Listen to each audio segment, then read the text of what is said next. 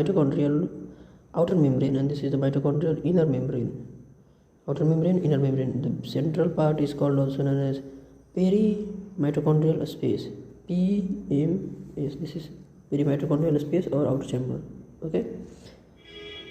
These dotted parts are ribosomes on the mitochondria.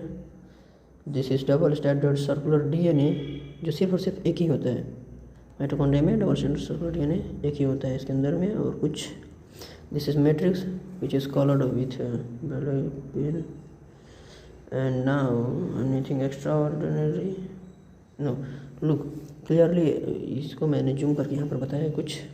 देखिए क्या है, कुछ नहीं है, ये आउटर चैम्बर, आउटर मेम्ब्रेन, ये वाला पूरा पोर्शन आउटर मेम्ब्रेन, ये जो बीच का पार्ट है इसको कहते हैं पीएमएस, ये टोटल पीएमएस है, ठीक है, पेरी माइटोकॉन्ड्रियल स्पेस। और ये क्या है, ये इनर मेम्ब्रेन है। ये जो है, ये जो मैंने वायरस टाइप का सिंग निकाला है, ये F1 और F0 पार्टिकल्स, ठीक है, F1 और F0 पार्टिकल्स। और ये जो पोर्शन है, ये जो पोर्शन है ये वाला बाहर वाला को कहते हैं F1 पार्टिकल, F1 पार्टिकल और ऑक्सीसोम, इसी को ही ऑक्सीसोम कहते हैं भाई, और इसको F1 पार्टिकल भी कहते हैं। ये जो पोर्शन है ये अटैच्ड रहता है इनर मेम्ब्रेन से, इसे कहते हैं F0 पार्टिकल और ये F1 पार्टिकल, ठीक। This is the total figure which I want to show you. This is F0 series and this is F1। जो होता है ये इनर मेम्ब्रेन से अटैच्ड होता है। ये इनर मेम्ब्रेन है, मतलब फॉस्फोबाइलिपिड लेयर, इनर मेम्ब्रेन फॉस्फोबाइलिपिड लेयर। ये है आपका मोटर का, मतलब ये पूरा F0 है, ये वाला पार्ट जो है F0 है, ये आपका पार्ट F1 है। अब मैं एक चीज़ बताना चाहता हूँ कि जो F1 होता है ये आपका मैट्रिक्स होता है, मैट्रिक्स के साइड में होता है, मैट्रिक्स में होता है, मैट्रिक्स के साइड पर होता है, साइड में, ठीक है, मैट्रिक्स के साइड में होता है। ये जो है ये इनर मेम्ब्रेन के अंदर में होता है, जैसे हम दिख रहे हैं फिगर के अनुसार। यहाँ पर देखो हाइड्रोजन प्लस आयन आ रहा है। अब देखिए कुछ खास बात है यहाँ पर, क्या खास बात ये है कि एटीपी बन रहा है यहाँ पर, जो सबसे ज़्यादा इंपॉर्टेंट वर्क है माइटोकॉन्ड्रिया का। और माइटोकॉन्ड्रिया का एटीपी कहाँ बन रहा है भाई, तो F1 पार्टिकल से। दिस इज F1 पार्टिकल, और F1 पार्टिकल क्या है, ऑक्सीसोम है, मतलब माइटोकॉन्ड्रिया का ऑक्सीसोम ही एटीपी बनाता है, ठीक। अब देखिए एटीपी का बनाने से पहले यहाँ पर कुछ साइन मैंने बनाया है, देखिए ये इधर की ओर, मतलब ATP plus pi, ADP plus pi मतलब एडिनोसाइन डाइफॉस्फेट प्लस में पीआई मतलब कि highly energetic phosphorus. Okay, now अब हम अगर ये बोले ये क्या भाई, अल्फ़ा बीटा अल्फ़ा डेल्टा, तो अल्फ़ा बीटा डेल्टा ये यहाँ पर आते हैं। देखिए क्या लिखा है, माइटोकॉन्ड्रियल F1 हैज़ 9 सब यूनिट्स, मतलब ऐसे जो भी हैं ये 9 होते हैं, 9 सब यूनिट होते हैं, ठीक है।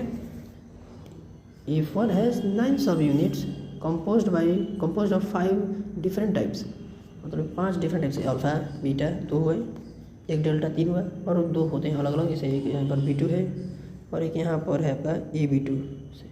ये 5 प्रकार से बने होते हैं, जो 9 ये पूरा कंपोनेंट इसका 9 होता है। F1 का 5 टाइप होता है, और उसमें 9 होते हैं ये 5 टाइप का। ये भी MBBS की बात है, इसको जानना उतना इम्पोर्टेंट। पर लिखे हमने F1 on the matrix side, F0 in the membrane of the mitochondria, ठीक है। चलिए इसके बारे में और थोड़ी डिटेल में जानते हैं। चलिए ये तो समझ में आ गया कि ये क्या है, तो ये है F1 का सब यूनिट पार्ट, F1 का सब यूनिट पार्ट जो 9 को होता है, और 9 में 5 प्रकार होते हैं, जो ये 3 दिख रहे हैं अभी, और चौथा ये 5वां यहाँ पर 5वां, ठीक है। ये जो जॉइंटर है, यहाँ से हाइड्रोजन प्लस आयन जाएगा ऊपर की ओर। यहाँ पर देखिए एक हाइड्रोजन प्लस आयन है, ये जो है इसे कहते हैं carbon motor, C12 carbon 12 rotor, it is a rotor, C12 rotor, ठीक। अब देखिए क्या होता है कि ये इसका जो बाहरी लेयर है, ये पूरा बाहरी लेयर, इसकी अगल बगल में हाइड्रोजन प्लस आयन ज़्यादा मात्रा में बढ़ जाते हैं, ठीक है। अभी इतना समझिए कि जब मतलब कि excess of hydrogen plus ion around the inner membrane और इनसाइड द मैट्रिक्स जब हो जाएगा ऐसा, जब कंडीशन बन जाएगा, जब एक्सेस मात्रा में हाइड्रोजन प्लस आयन और हाइड्रोजन प्लस आयन दोनों ओर इनर मेम्ब्रेन और मैट्रिक्स की ओर हो जाता है, एक्स्ट्रा मतलब बढ़ जाता है, तो कुछ पहले जान लेते हैं कि हाइड्रोजन प्लस आयन एक्सेस मात्रा में हुआ तो होगा कैसे भाई।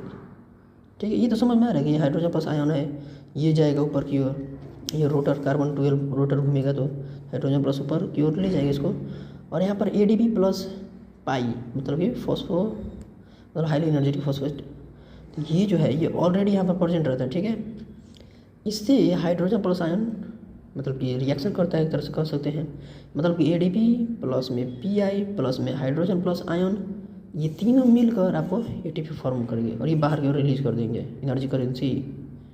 ये आपका एनर्जी करेंसी यहाँ से तैयार। तो हम इसको ऐसे भी कह सकते हैं कि F1 पार्टिकल में या फिर F0 और F1 दोनों को मिलाकर बोलें तो ये RPI है मतलब कि यहाँ से पैसा निकल रहा है भाई। F1 पार्टिकल से एनर्जी करेंसी बन रहा है, और कैसे बन रहा है तो ADP प्लस PI प्लस में हाइड्रोजन प्लस आयन, ये तीनों मिलकर ATP का निर्माण कर रहे हैं। अब देखिए कि हाइड्रोजन प्लस आयन का एक्सेस मात्रा हुआ तो हुआ कैसे।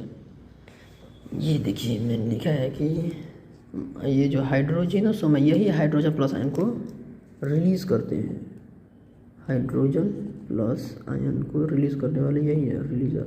मैं लिख देता हूँ हाइड्रोजन प्लस आयन रिलीज़र।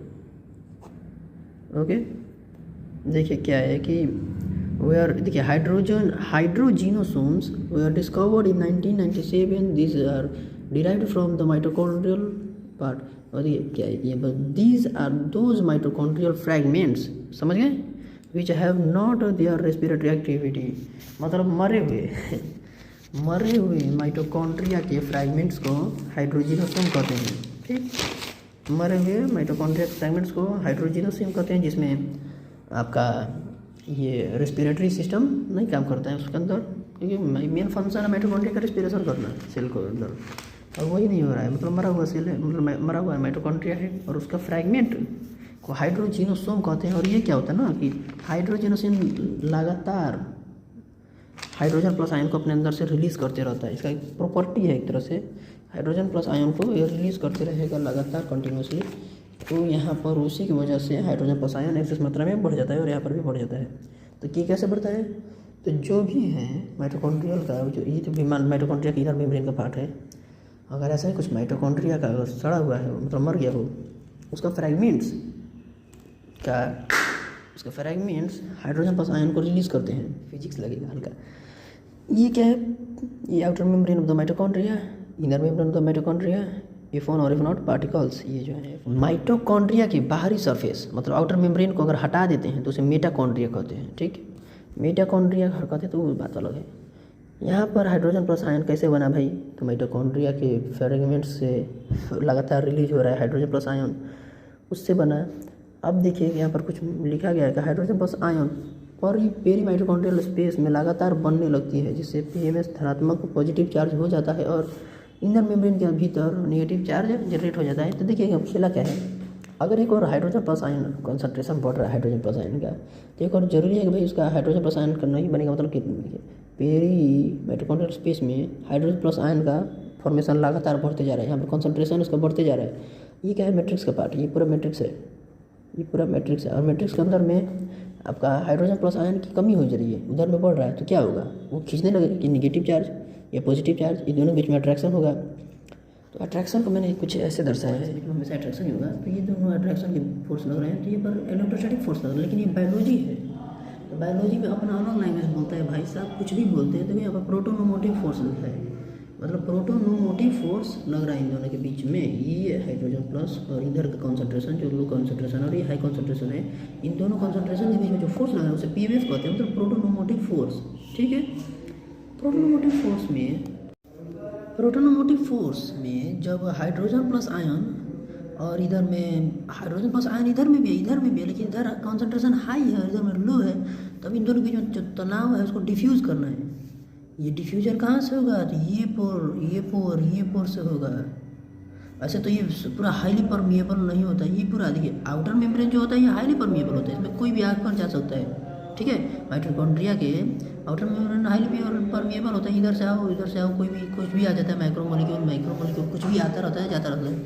लेकिन अगर इनर मेम्ब्रेन की बात करें तो भाई स्ट्रिक्ट होता है, ये मतलब इसमें कुछ भी पार नहीं करता है, नहीं इधर से even hydrogen plus ion can not inter in this portion, समझ रहे हैं आप, क्योंकि यहाँ पर देखिए हाइड्रोजन प्लस आयन है बहुत छोटा है, फिर भी ये इस इनर मेम्ब्रेन को क्रॉस नहीं कर सकता है।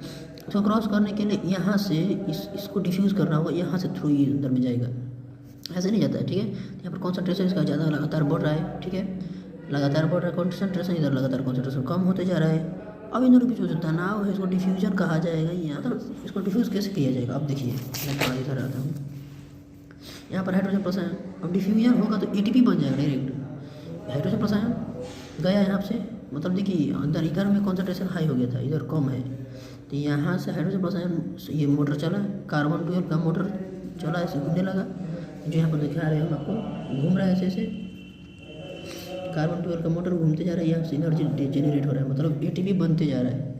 तो एटीपी प्लस पाई मतलब क्या है, जो माइटोकॉन्ड्रिया है उसका फ्रेगमेंट से भी हम को यूज हो रहा है, उसका फ्रेगमेंट से हाइड्रोजन प्लस आयन बढ़ते जा रहा है।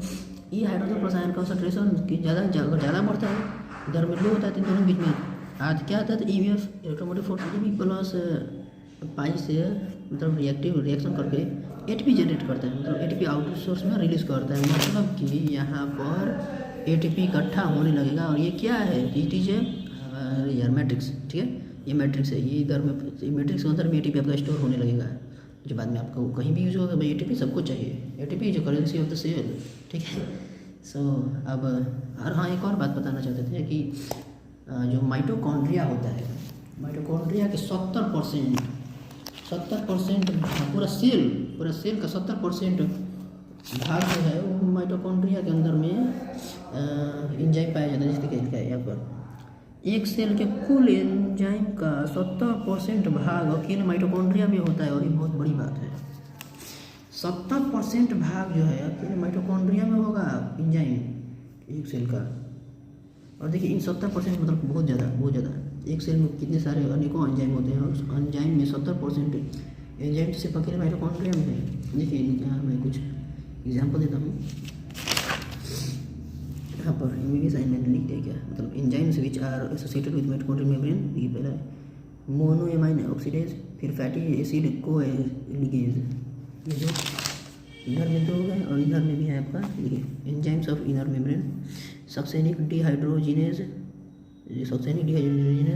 और दूसरा एटीपी सिंथेटेज, फिर यहाँ पर रेस्पिरेटरी चेन एंजाइम्स, 3-4 ऐसे हो गए। फिर इधर देखिए आउटर मेम्ब्रेन के एंजाइम्स अब देखिए क्या है कि एडिनिलेट और काइनेज और न्यूक्लियोसाइड डाइफॉस्फोकाइनेज, ठीक है, ये दोनों एंजाइम ऐसे ही हैं।